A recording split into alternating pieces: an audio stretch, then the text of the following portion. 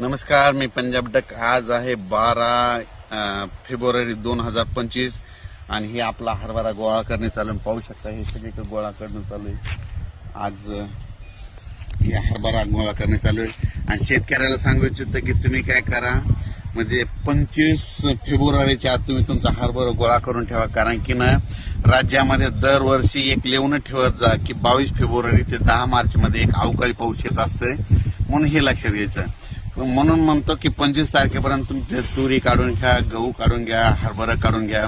कारण की राज्यामध्ये 22 फेब्रुवारी ते 10 मार्च दरवर्षी पाऊस अवकाळी पाऊस येत असतो, त्या 20 दिवसामध्ये येते.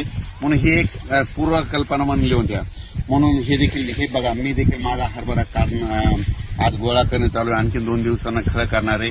ते 10 एकरचा प्लॉट आहे, पाहू शकता संपूर्ण 10 एकर आहे. ते 10 एकरचा गोळा करणं चालू आहे संपूर्ण, आणि 8 एकरचा आणखी कापायचा राहिलेला आहे.